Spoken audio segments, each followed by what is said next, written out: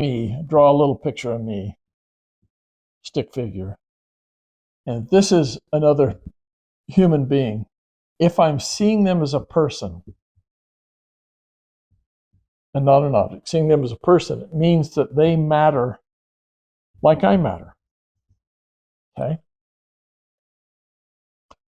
And I know because they're a person and they're a human, they've been in life, I know they have things. They'll have hopes, dreams, needs, wants, failures, successes, other people are in relationship, etc., etc.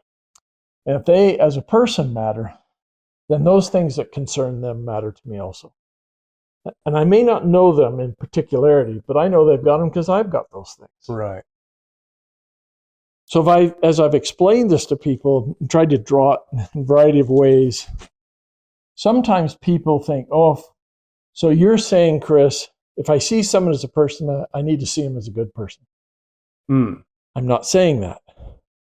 So I put a continuum here of behaviors, if you will. And here's the really good behaviors we might do, and here's the really bad behaviors we might do. But they're behaviors. Yeah. So I can see a person as a person even if they're doing bad things. It's a little more challenging for me if it's my kid and they're doing bad things. Yeah. Or my employee and they're doing bad things. So it might be more of a struggle, but they're a person no matter what they're doing on this line. Yeah. And that's true of me. I can do bad things and good things. Okay? But when I'm seeing someone as a person and I do a bad thing, I go, hey, that was a bad thing. I'm sorry, that was really unkind. You can own it. I can own it, I can move on. Yeah. But I don't live here. Okay? There are times when I'm talking about objectifying myself, I go down here. Still me, but now I'm in the world in a different way. And here I think I matter less. Yeah. And some other ugly times, I go up here and I think I matter more than others. Yeah. So here I matter less than others, here I matter more than others. What I found interesting, and I'd be curious how you think about this, whether you'd agree or not. When I get here and I think I matter less, whether I'm here, or here, one of the things I've been doing in my life is I've been watching other people. Remember, I learn by watching others. I acquire. Intuitively from birth. Emotional repertoire, Yeah. linguistic, what's right to do, what's wrong to do. We acquire all of that. Sure. Right? So we watch people doing all kinds of things, but we also watch the watchers. So there's other group up here who are watching these, and they're commenting on those. Could be parents, could be a teacher, or a leader of some sort. And those people are going, ooh, like that person. She's really smart and intelligent. Ugh. Now guess who I don't want to be like? The uggers. I don't want to be like the uggers.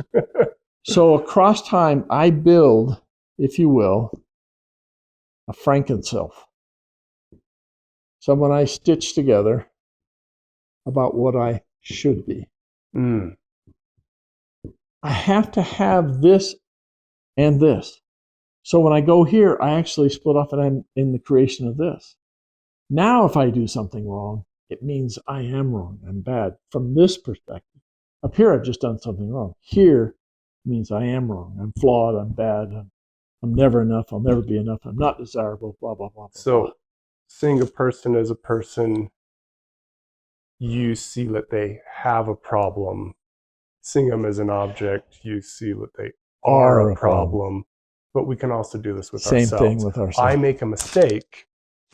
I made a mistake. I have a problem.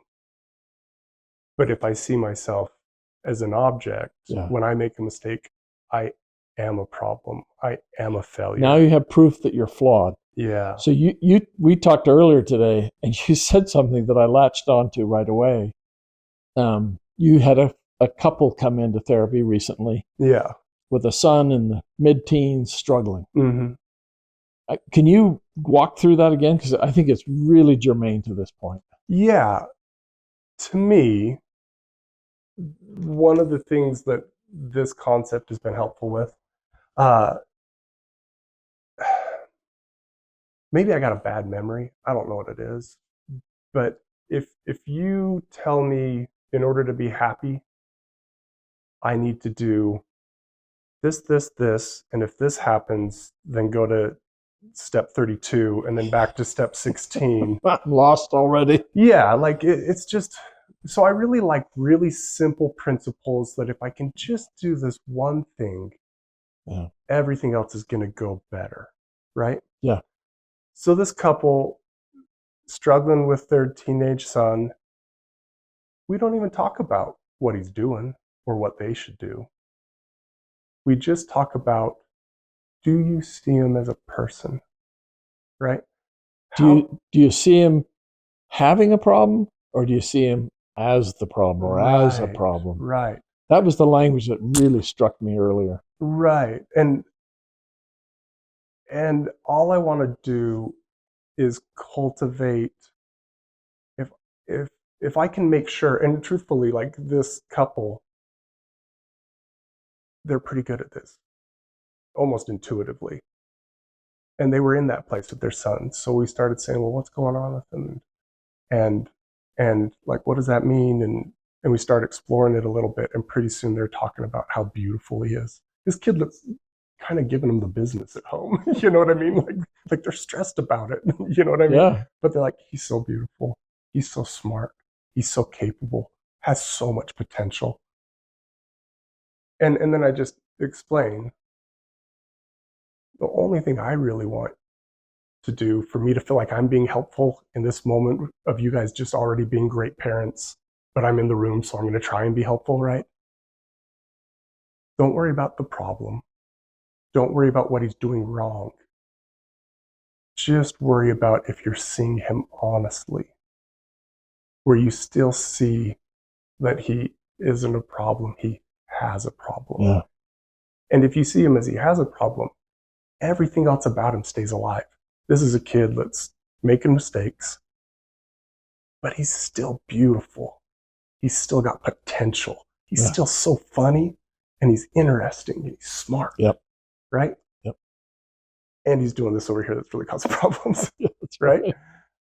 Anyway, and if you're in that place, whatever you feel like they need, if you pursue it, my experience is that it helps. Almost, not does it always fix it, but it's going to be positive, not negative. It's going to improve, not take away. Not make matters worse. Yeah.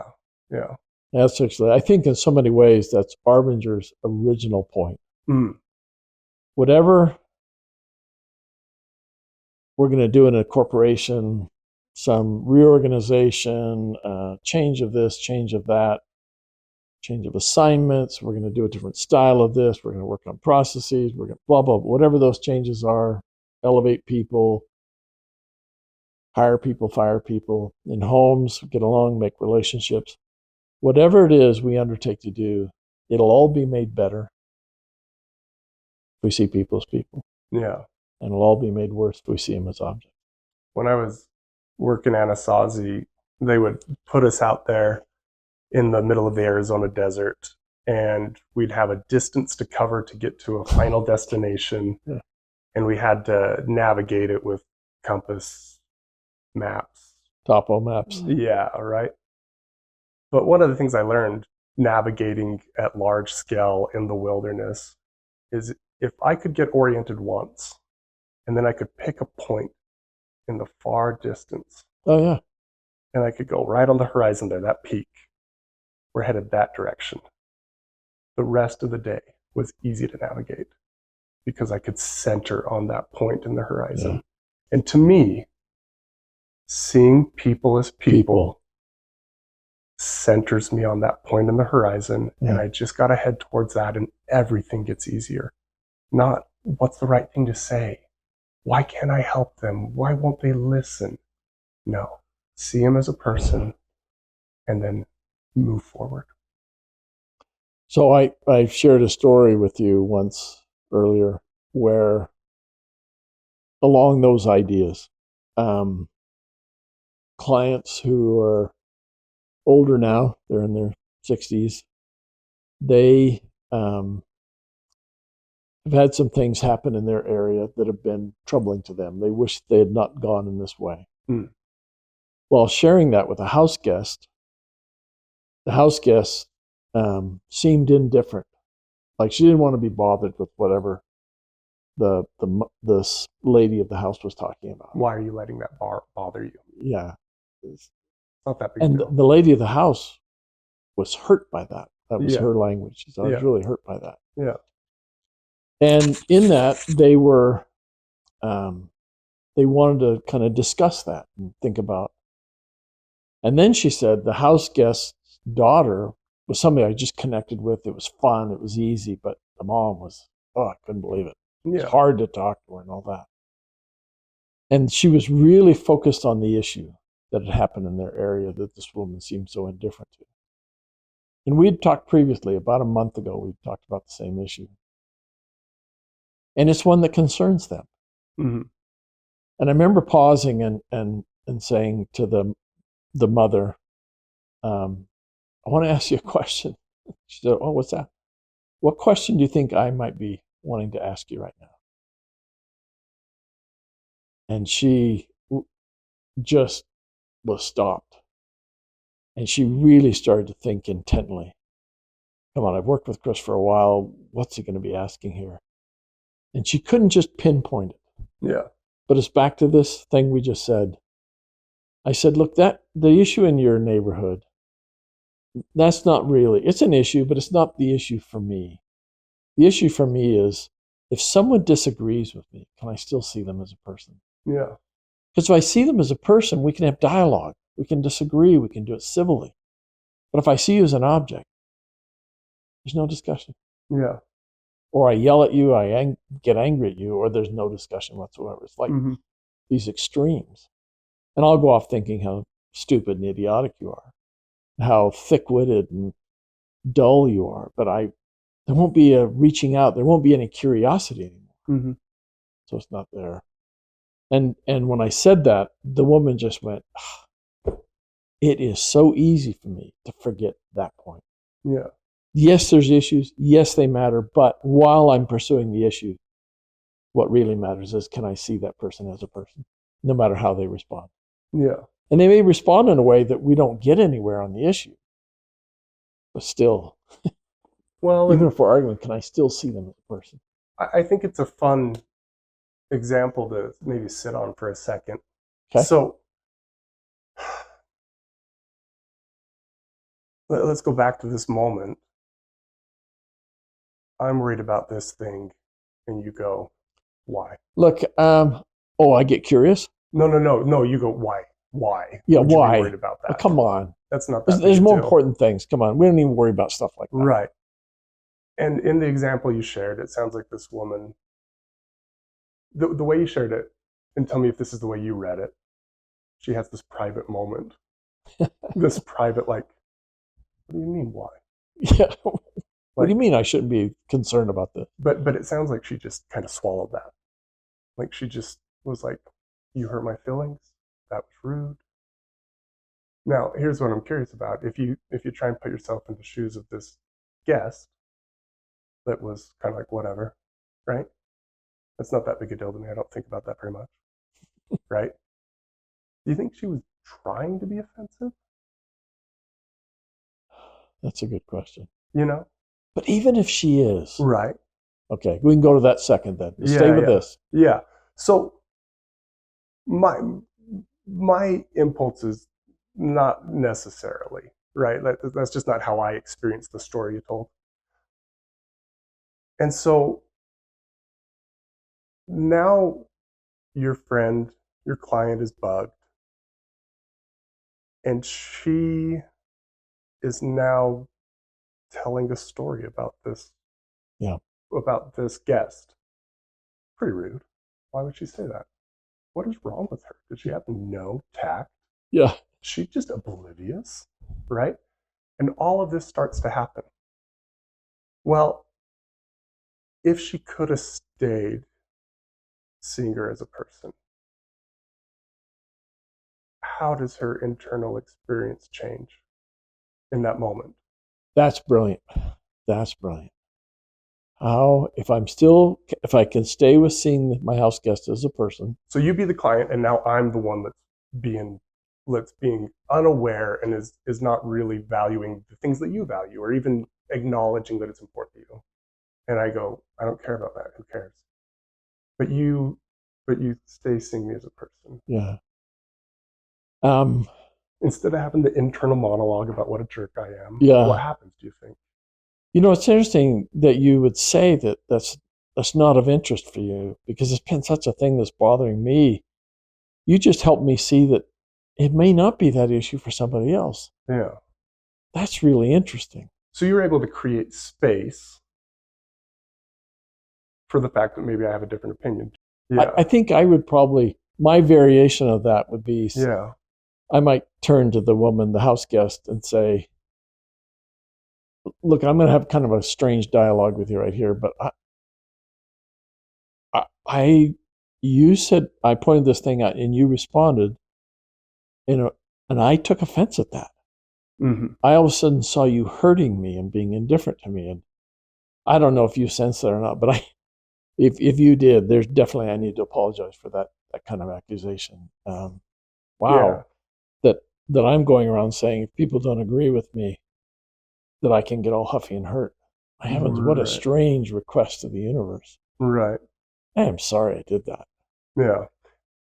And what's interesting about yours is you're taking accountability for your part in it, and it's a little hard to get upset about that. I want to take away, because I know I'm just blaming them, and it could have been that I'm assuming they were indifferent to me and my needs or my hurts or my concerns. Yeah. I want to take away any accusation they might have of me. I want to make it easy for them to be there. Now, I found that when I just really own it, this is mine, this is what I did, that's not something I do every time, but sometimes when I get a hint, they've noticed I just changed. Yeah. I got to address that. Yeah. Sometimes I can't even do it for hours or the next day. Sometimes it's a week later. Yeah. Sometimes I'm doing it by phone. By the way, when you were here, I need to own up to something. Yeah. So I have found across a lifetime of doing this poorly, mm-hmm. that when I feel hurt, for example, my traditional way of responding was to try and get you to acknowledge what you did, point it out to you, as though you now needed to do something different to keep the relationship going. Right. Because one of the things I noticed, there's so many things going through my mind. Mm-hmm. Partially about staying with the topic and talking about emotions and no, I can't hurt you. But our culture accepts that, the idea that I can cause emotions in others. And that's why we suffer emotionally. People mistreat us and that sort of thing. Yeah. And that's a very careful topic to wander through someday. And we don't really have the foundation to do that today.